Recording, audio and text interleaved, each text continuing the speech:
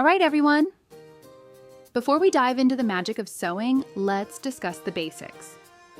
You don't need a lot to get started, but having the right tools makes all the difference.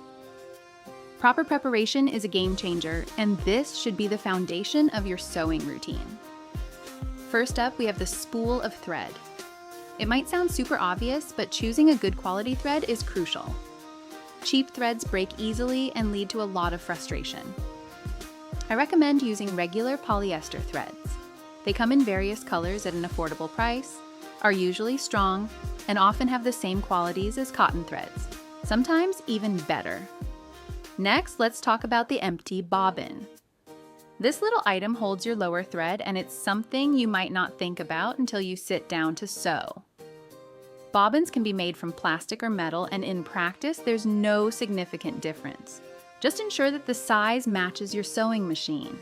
If you want to buy extras, always check your manual to select the right size. Now, let's not forget scissors.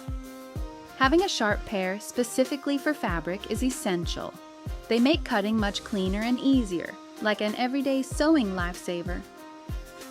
I ordered a pair of small thread snips from Amazon and a small adhesive hook from Dollar Tree. Trust me, these help keep my sewing space organized and save me time while enhancing safety during the process. Here's another small but amazing tool, a magnetic pin holder. It helps organize your pins while you sew, keeping them in one place thanks to the magnet. I recommend using a certain number of pins, around 20 or 30, during your work. This simple rule ensures safety for you, your family, and your pets. Always count your pins before and after sewing to make sure none are missing. I also suggest getting a small trash can for threads. It saves time and keeps your space tidy. Here's a helpful tip. Keep all your small tools, like the trash can, magnetic pin holder, and scissors, on the right side of your sewing machine.